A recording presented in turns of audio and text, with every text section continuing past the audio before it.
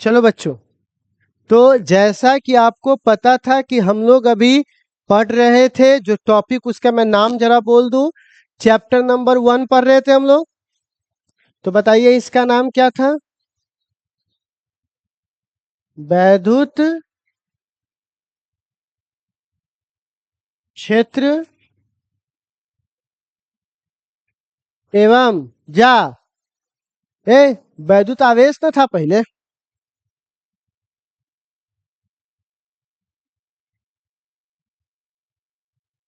ठीक है, इसमें सबसे पहला टॉपिक हमने पढ़ा वैद्युत आवेश। अरे बोलना, पढ़े कि नहीं पढ़े? क्या पढ़ा हम लोग इसको?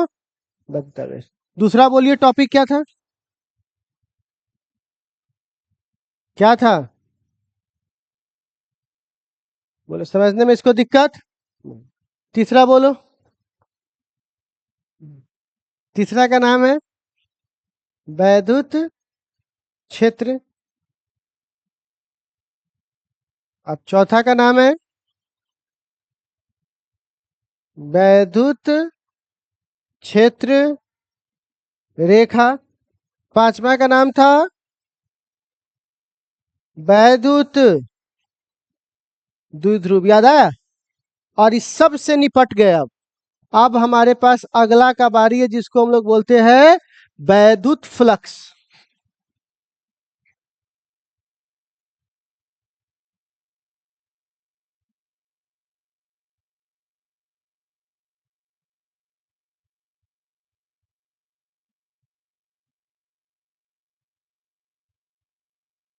वैद्युत फ्लक्स इंग्लिश में क्या बोलते हैं बुआ इसको?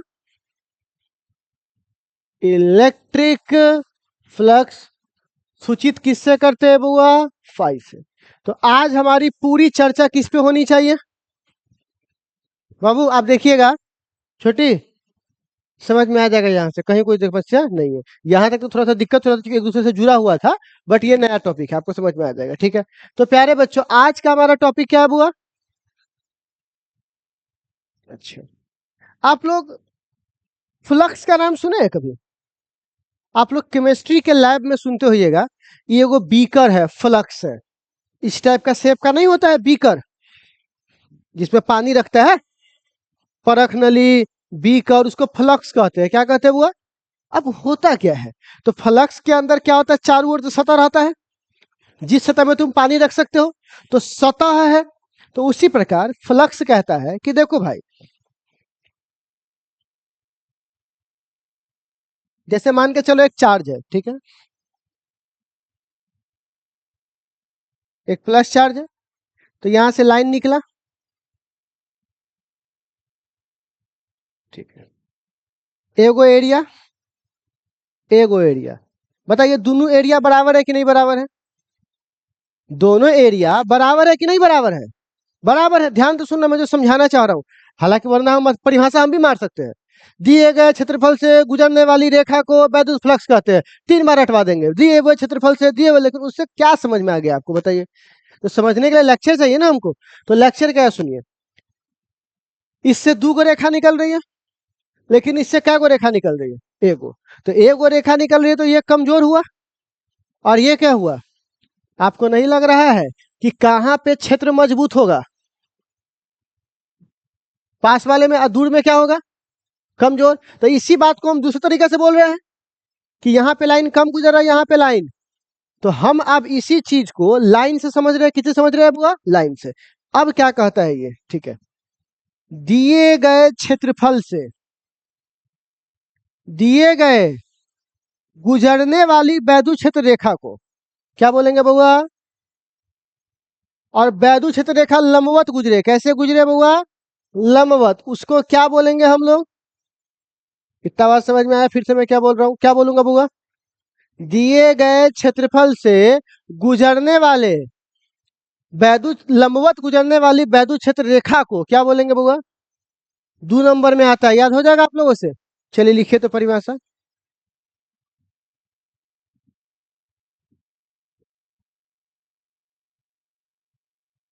लिखिएगा।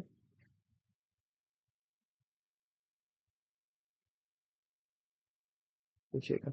दिए गए क्षेत्रफल से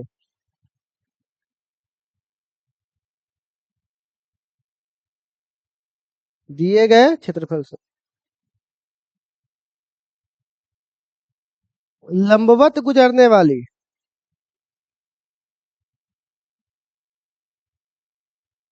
दिए गए क्षेत्रफल से लंबवत गुजरने वाली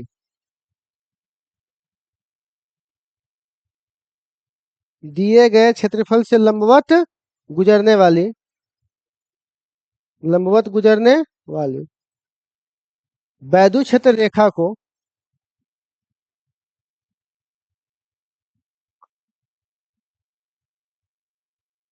वैद्युत क्षेत्र रेखा को क्या कहते हैं बुआ?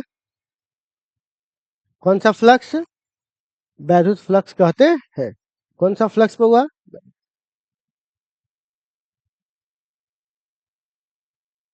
कौन सा फ्लक्स?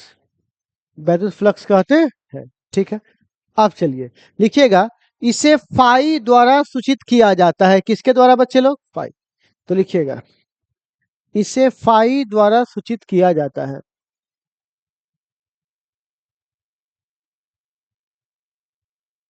इसे फाई द्वारा सूचित किया जाता है। फाई लिखा हुआ है, हो गया। चलिए।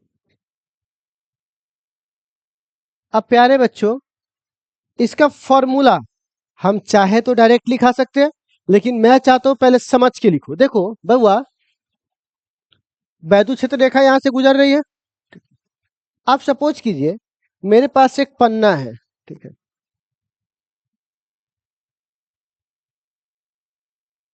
देखो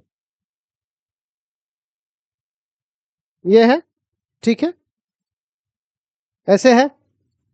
तो अभी देखो इसका एक भाग इधर जेड में है और एक भाग इधर वाई में है। तो इसका एरिया किधर होगा? एक्स में। क्योंकि एरिया का फॉर्मूला क्या होता है? इस पे हाथ रख के एक क्रॉस लंबाई गुने चौड़ाई। कोई दिक्कत? तो आप बताइए इसका एरिया वेक्टर किधर है? इसके लंबवत, मतलब एक्स में। किस में? अभी जेड में। अभी भाई, समझ रहे हो कैसे प्लेसमेंट है? तो इसको मैंने ऐसे रख दिया, लेकिन बोर्ड पे ऐसे कैसे रखूं? तो इसीलिए क्या मैं ऐसे दिखा सकता हूं?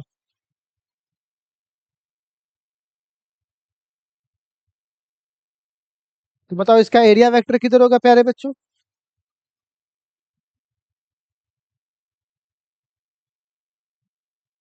कोई दिक्कत?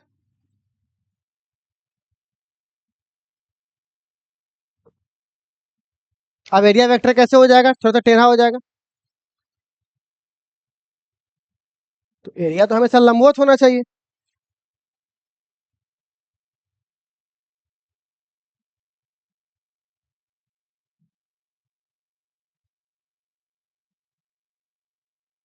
हम्म।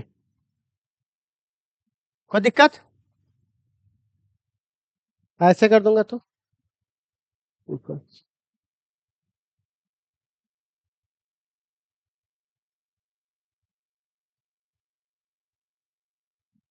भाई बड़ी आसानी से और सिंपल समझा दूंगा।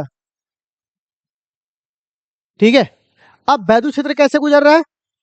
सीधा। क्योंकि क्षेत्र कैसे गुजरता है, ठीक है ना? यहां से किधर? सामने।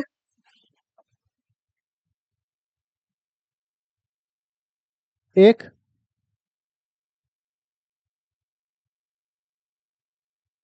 एक लाइन।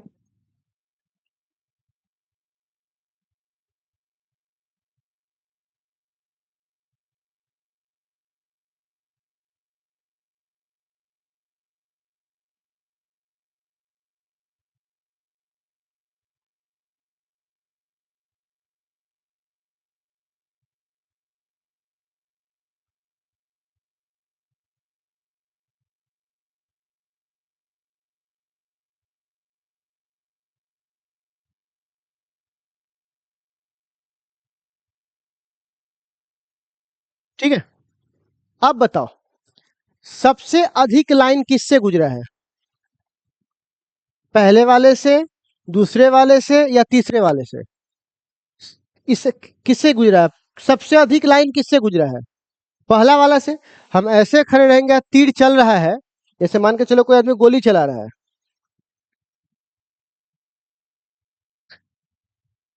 और हम ऐसे खड़े रहेंगे, तो सबसे ज्यादा गोली लगने की संभावना क्या है?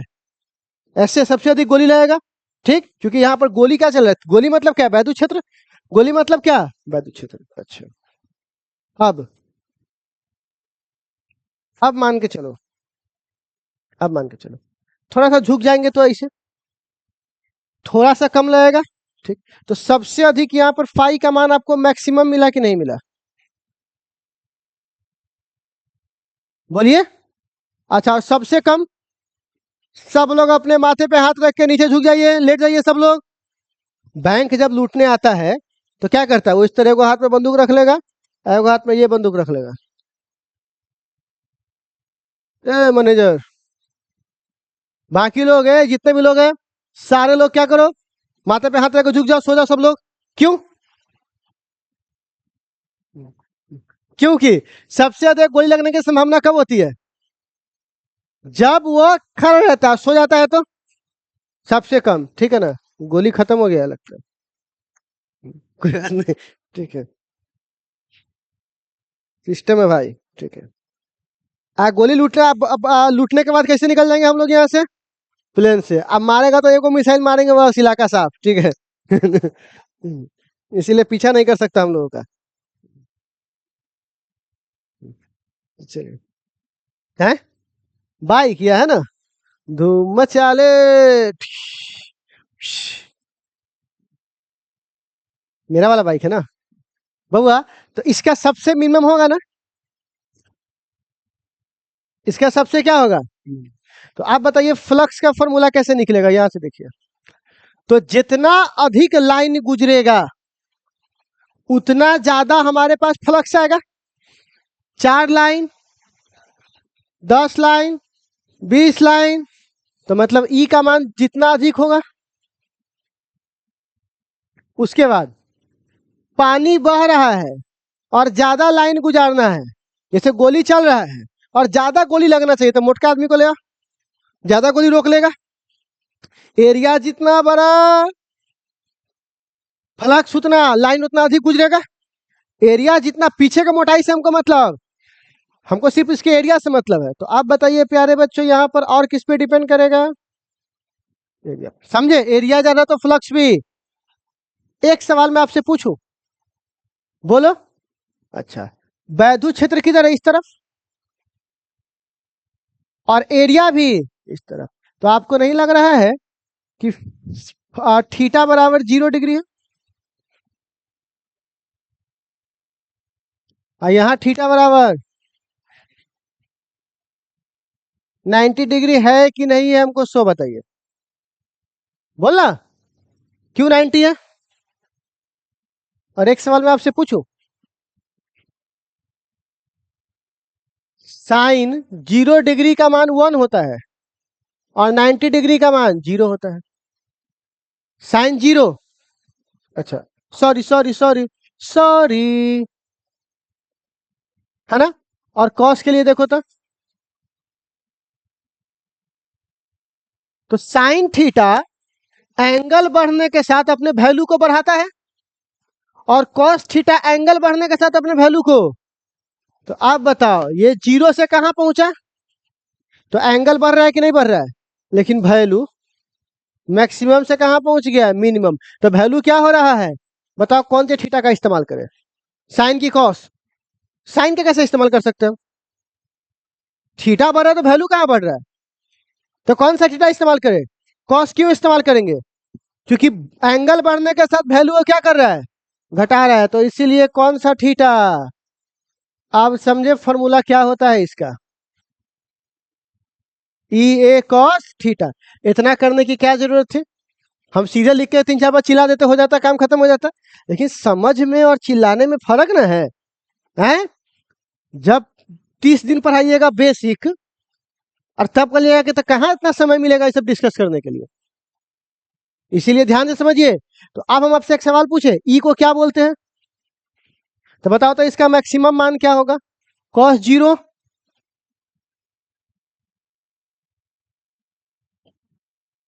ठीक है। अच्छा, और थीटा है तो थीटा के लिए तो यही फॉर्मूला हो जाएगा, क्योंकि थीटा का मान हमको पता नहीं है। और इसका फाई का मान क्या हो जाएगा, पूरा जीरो, क्योंकि cos 90 का मान क्या होता है, समझे। तो फार्मूला का फार्मूला भी आ गया, मैक्सिमम का मैक्सिमम भी आ गया, अब मिनिमम का मिनिमम भी आ गया। इतना बात समझ में आ गया। तो अभी ये पिक्चर मत उतारो, अभी खाली फार्मूला उतारो। अब कोई ये नहीं पूछ सकता हमसे कि काहे हुआ है, ठीक है ना।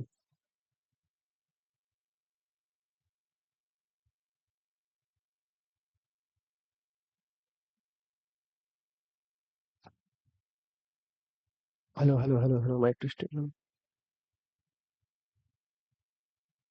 आज कौन टॉपिक पे वीडियो बनाए, श्याम गैस सिलेंडर लाओ तो वहां से, वहां वहां रखा है, सीधे सामने, वो वहां नीचे रखा हुआ है, नीचे वाला गन ले आओ, पूछ के लाओ तो। हाँ हो गया। पहला पॉइंट लिखो, पॉइंट पहला। पॉइंट पहला, ठीक है। यह स्केलर क्वांटिटी है, कौन सा क्वांटिटी है बुआ, स्केलर। क्योंकि सुने, जिसमें भी कॉस लगा होता है सब क्या होता है, और जिसमें अच्छी लगा होता है साइन, उसे क्या बोलते हैं, वेक्टर। वेक्टर, तो ये कौन सा क्वांटिटी है, स्केलर। तो लिखिएगा। अब एक सवाल अब हमसे पूछिएगा, सर आप तो बोले थे कि पहला चैप्टर में जो भी होगा सब वेक्टर होगा, तो ये स्केलर कैसे हो गया। कहानी है, देखो, इलेक्ट्रिक फील्ड वेक्टर है, एरिया वेक्टर है, लेकिन इसका डायरेक्शन सिंगल है, परपेंडिकुलर। तो सिंगल डायरेक्शन है, लेकिन सिर्फ कौन सा डायरेक्शन है, सिंगल। और सिंगल डायरेक्शन वाला कभी भी वेक्टर, तो ये जन्म से वेक्टर नहीं है, जन्म से ये स्केलर नहीं है, जन्म से ये वेक्टर ही था, खाली वो गलती ने इसको क्या बना दिया, स्केलर बना दिया। कुछ बात समझ में आ रहा है, ये जन्मजात स्केलर नहीं है, इनको एक गलती ने इसे क्या बना दिया बुआ, स्केलर। जैसे एक गरीब है, तो तुम तो कहता है कि मरवाड़ी गरीब नहीं होता है, ये तो गरीब है। रे भाई गरीब ना, हाँ यो अमीरे रह है, एगो गलती से बेचारा गरीब हो गया, यहाँ रह के पड़ रहा है। बात समझ में आ रहा है, तो आपका बात गलत नहीं हुआ है, वो कंडीशन लग गया बेचारे पर, ठीक है। तो ये स्केलर क्वांटिटी है, कौन सा क्वांटिटी है, तो लिखिएगा it is a scalar quantity. आज इसी में वीडियो बनाएंगे। महेंद्र बाहुबली, ठीक है। पहले पिन निकालेंगे, आग लगाएंगे, यहाँ पर आग से मारेंगे गैस दबा से, ये ऑब्जेक्टिव बनेगा इसी पे शॉर्ट चलाएंगे, सिखाना, ठीक है ना। आगे बढ़े, पहला पॉइंट लिखो ना, इट इज। जा, आप हिंदी में हो ना, यह एक अदिश राशि है, सॉरी, कहा इसको कौन लेकर आया है, यह एक अदिश राशि है, ठीक है, हो गया, यह एक अदिश राशि है, ठीक है। दूसरा, कौन सा मात्रक, अरे बोल भाई कौन सा मात्रक, तो बताओ ऐसा ही मात्रक क्या होगा बउआ, ई का क्या होता है, न्यूटन पर कूलम, और एरिया का मीटर स्क्वायर। सुनो, एक तो ये हो गया, और ऑब्जेक्टिव में पूछने के लिए ऐसा कर सकता है,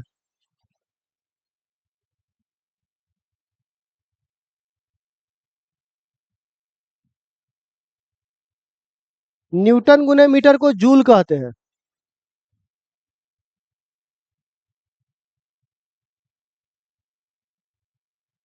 और जूल पर कूलम को वोल्ट कहते हैं, जो अगला चैप्टर में पढ़ाने वाले हैं।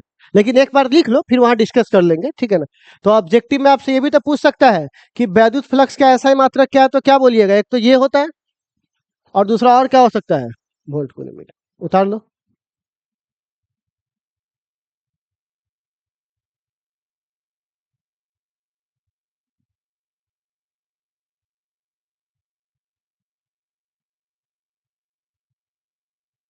क्या आप लिख चुके हैं, क्या मैं आगे बढ़ सकता हूँ, ठीक है।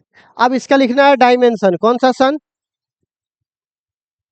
यानी बीमा, क्या लिखना है बुआ, तो आप बताइए तो इसकी बीमा कितनी होगी, न्यूटन का होता है mL/10⁻², है ना।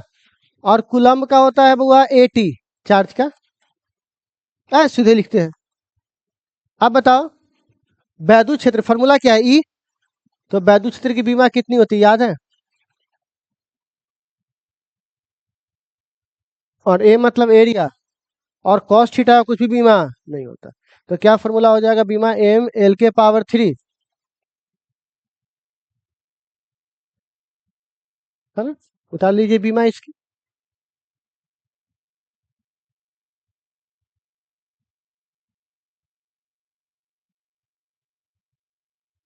वैद्युत क्षेत्र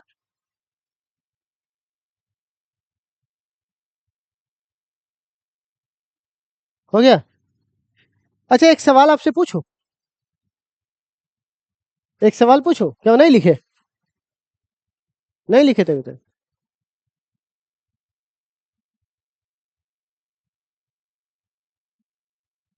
देखो हुआ, सुनना, कंफ्यूज मत होना। इसका एरिया एक्स में है, एरिया किस में है, एक्स मतलब आई, एक्स मतलब, तो ऐसा तब होगा जब ये वाई जेड में रखा हो। किस में रखा हो? अगर ये वाई जेड में होगा तो एरिया किस में होगा, एक्स में। इतना बात समझने में कोई दिक्कत, बोलना। और एक्स में है ये बात किससे पता चलेगा, आई से। चलो एनसीईआरटी का सवाल है।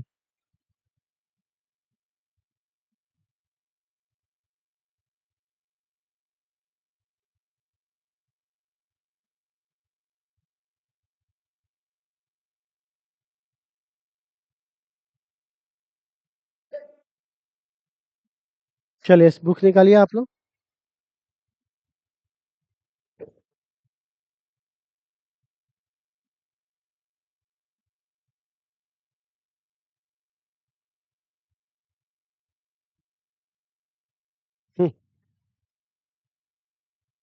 क्वेश्चन को ध्यान से समझना है, ठीक। यहाँ देखिए 14 नंबर सवाल, एक एक सवाल बनवा रहे हैं इसीलिए ध्यान से देखिएगा। क्षेत्र कितना है, तो क्या हम लोग यहाँ पे लिख सकते हैं ई बराबर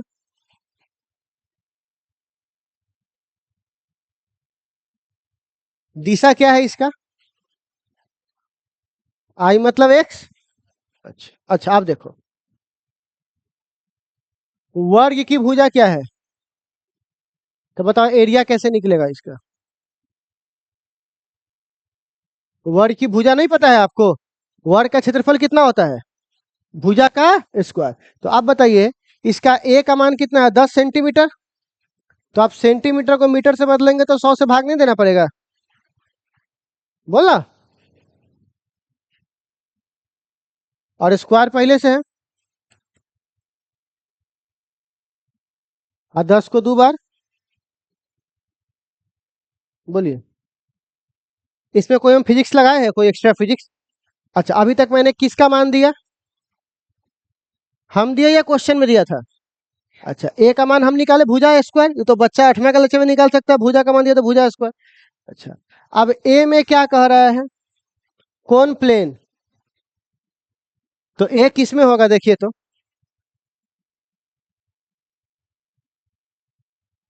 अगर ये रखा हुआ वाई जेड में तो इसका एरिया किधर होगा, एक्स मतलब आई। और अब ध्यान से देखिए वैद्युत क्षेत्र भी आई ए की ओर है, और एरिया भी किधरे की ओर है, आई ए की ओर, क्योंकि वाई जेड है तो आई ए ना होगा। और दोनों कौन तरफ है, एक ही तरफ है। तो बताइए थीटा बराबर कितना डिग्री दे दे, तो ए बराबर, तो बताइए तो इसका फॉर्मूला निकल जाएगा फ्लक्स का, क्या निकल जाएगा,